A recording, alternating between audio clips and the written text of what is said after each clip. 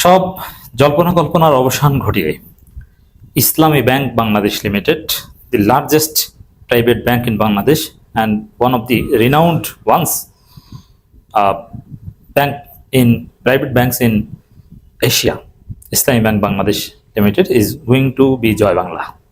এর মানে ইসলামী bank limited প্রায় ধ্বংস হয়ে যাচ্ছে। একটা ব্যাংক জয় বাংলা হয়ে যাওয়া বলতে যা বোঝায়, দেউলিয়া হয়ে যাওয়া বলতে যা বোঝায়, একটা ব্যাংক বন্ধ হয়ে যাওয়া বলতে যা বোঝায়, ইসলামী ব্যাংক সেই পথে পাড়ি দিচ্ছে। মূলত বিএনপি সরকার জামাতের সাথে লাগতে যে কঠিন ফাঁদে পড়েছে। এখন জামাত এমন একটা রাজনীতি করছে, ওই যে তোরে আমি আগুনে মারবো, পানিতে মারবো, ভাতে মারবো। তা জামাত তো এখন বিএনপি সরকারকে ভাতে মারার পালা, ওরা তো না খেয়ে মরবে। এই সরকার তো জয় বাংলা হয়ে যাবে, দেশ চালাতে পারবে না, জনগণ এমনিতেই পিটিয়ে চেয়ার থেকে ক্ষমতা থেকে নামিয়ে দিবে। কারণ ইসলামী ব্যাংক যেভাবে ধ্বংস হয়ে যাচ্ছে আমি দেখাবো, এতে পুরো ব্যাংক খাত ধ্বংস হয়ে যাবে, অর্থনীতি ধ্বংস হয়ে যাবে, লক্ষ লক্ষ বেকার তৈরি হবে, মানুষের আমানত আটকে পড়বে, যার ফলে মানুষ এই সরকারকে পিটিয়ে ক্ষমতা থেকে নেমে বলবে যে ইউনূস আপনি আসেন, আব্বা আপনি এসে আমাদের টাকা পয়সাগুলো ফেরত দেন। অন্য কোনো নির্বাচিত সরকার নির্বাচন ও পিছন থেকে ঢুকিয়ে দিবে, নির্বাচনের নাম কেউ নিলে। এবং তখন মানুষ স্লোগান দিবে, হয় ইউনূসকে চাইবে, নইলে বলবে সেনাবাহিনী আপনারা আমাদের আমানতের টাকাগুলো ফেরত দেন, আমাদের চাকরিটা বহাল তবিয়তে রাখেন, ব্যাংক ট্যাঙ্ক সব ঠিকঠাক করে দেন, নির্বাচনের নাম বলেও নিবেন না।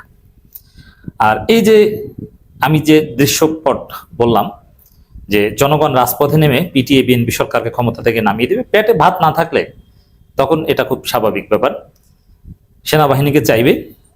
এই ঘটনা ঘটানোর জন্য পৃথিবীর বিরাট বিরাট শক্তি বসে আছে, আর বিএনপি সেই ফাঁদে পা দিয়েছে। জাস্ট জামাত একটু এখন গুটিবাজি করলেই বিএনপি ভাতে মরবে এবং বিএনপিকে তারপরে পিটিয়ে মানুষ ক্ষমতা থেকে নামাবে। দর্শক, একটা ব্যাংক ধ্বংসের দ্বার প্রান্ত বলতে কি বোঝায়? আই রিপিট, আমি এখনো বলছি না, আমি কাউকে বলছি না যে ইসলামী ব্যাংক থেকে আমানত সরিয়ে নেন। তবে মজার বিষয়, ইসলামী ব্যাংক কিন্তু আওয়ামী লীগ বিএনপির লোকজনের কিছু অ্যাকাউন্ট আছে। তবে এখন পর্যন্ত যারা আমানত সরিয়েছে, জামাত শিবির স্টিল কনফিডেন্ট জামাতের কোনো নেতা এখন পর্যন্ত বড় বড় নেতার আমানত সরায়নি, অল্প কিছু কিছু লোক সরিয়েছে। তো সেই জায়গায় জামাত ইজ কনফিডেন্ট যে এই ব্যাংক বিএনপি কিছুই করতে পারবে না, এই চেয়ারম্যানের পদত্যাগ হবে, এস আলমের হাতে যাবে না। ঠিক আছে, কোনো প্রফেশনাল পেশাদার যোগ্য লোক, এটা জামাতপন্থী হওয়ার দরকার নেই, যোগ্য লোক চালাক, বাট এস আলমের হাতে যেতে পারবে না, এটা হচ্ছে জামাতের বক্তব্য। এবং জামাত ইজ কনফিডেন্ট যে যাবে না শেষ পর্যন্ত। তো এখন যারা আমানত সরিয়ে নিচ্ছে,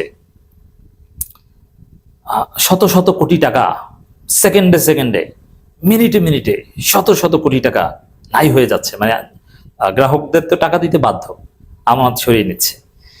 এতে যারা নন জামাত বা আওয়ামী লীগ বিএনপি গ্রাহক, তারা বেশি সরিয়ে নিচ্ছে, কারণ এই আতঙ্কটা তাদের বেশি।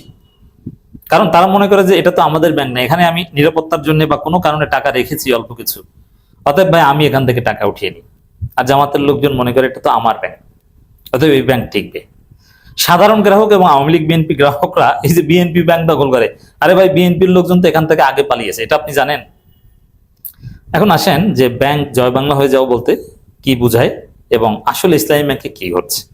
দি বিজনেস স্ট্যান্ডার্ড থেকে শুরু করে সমস্ত গণমাধ্যমে রিপোর্ট উঠেছে, দুইটা রিপোর্ট আমি বিশ্লেষণ করবো, তাহলে বুঝবেন যে ইসলামী ব্যাংকের অবস্থা বর্তমানে কি। এই খুরশিদ আলম এক দুর্নীতিবাজ এবং বিতর্কিত লোক, এক আওয়ামী স্পেন্সার, এস আলমের দালাল, তাকে চেয়ারম্যান হিসেবে নিয়োগ দেওয়ার পর ইসলামী ব্যাংকে ইতিহাসে কখনো যেটা করেনি, আওয়ামী লীগ দখল করার পরও যেটা করেনি, ইসলামী ব্যাংকের সিআরআর সবসময় পজিটিভ থাকতো। এবার সিআরআর ঘাটতি, এই ঘাটতি মেটাতে এখন বাংলাদেশ ব্যাংকের কাছে 10,000 কোটি টাকা তারল্য সহায়তা চেয়েছে ইসলামী ব্যাংক। এটা একটা খবর। আর হচ্ছে বাংলাদেশের সিকিউরিটিজ অ্যান্ড এক্সচেঞ্জ কমিশন, এর মানে বাংলাদেশের শেয়ার মার্কেটের যে রেগুলেটরি প্রতিষ্ঠান, তারা ইসলামী ব্যাংকের ফ্লোর প্রাইস শেয়ার মার্কেট থেকে উঠিয়ে দিয়েছে। একটা ব্যাংক যে ধ্বংস হয়ে যাচ্ছে তার জন্য এতটুকু প্রমাণই যথেষ্ট, এই দুইটা খবরই যথেষ্ট। এবার দর্শক আসেন যে সিআরআরটা কি, যে সিআরআর এর ঘাটতি। সিআরআর এর পুনরূপ হচ্ছে ক্যাশ রিজার্ভ রেশিও। এটা একটা ব্যাংকের স্থিতিশীলতার জন্য রেগুলেটরি প্রতিষ্ঠান সিআরআর ঠিক করে দেয়, পার্সেন্টেজ ঠিক করে দেয়। আর একটা হচ্ছে স্ট্যাটিউটরি রিজার্ভ রেশিও, এসএলআর যেটাকে বলা হয়। তো সেই জায়গায় লিকুইডিটি রেশিও, এসএলআর, সিআরআর। এখন সিআরআর এ ঘাটতি দেখা গেছে, এসএলআর নিয়ে আলোচনা হচ্ছে না। সিআরআর এ ঘাটতি দেখা গেছে, এর অর্থ কি? এর অর্থ হচ্ছে সাপোজ বাংলাদেশ ব্যাংক যে পরিমাণ সিআরআর ঠিক করে দিয়েছে, যেমন সেটা হতে পারে 4% বা যে কোনো বিভিন্ন সময় বিভিন্ন পার্সেন্টেজ ঠিক করে দেয়, যে আপনার ব্যাংকে যে পরিমাণ আমানত আছে তার নির্দিষ্ট একটা পার্সেন্টেজ বাংলাদেশ ব্যাংকের কাছে জমা রাখতে হবে। তো সিআরআরটা এটা বাংলাদেশ ব্যাংকে জমা থাকে বিনিয়োগের অনুপাতে, আমানতের অনুপাতে। এবং বাংলাদেশ ব্যাংকে সিআরআর যেটা জমা থাকবে ওইটা আপনি লোন হিসেবেও দিতে পারবেন না এবং ওটা তারল্য হিসেবেও ব্যবহার করতে পারবেন না। এটা বাংলাদেশ ব্যাংক রাখবে। কেন রাখবে? এটা আপনার নিরাপত্তা, যে না ব্যাংকটা স্থিতিশীল আছে এবং আমানতের একটা বিরাট অংশ বাংলাদেশ ব্যাংকের কাছে আছে। বাংলাদেশ ব্যাংক সুদ দেয় এর বিনিময়ে, দ্যাটস ডিফারেন্ট আলোচনা।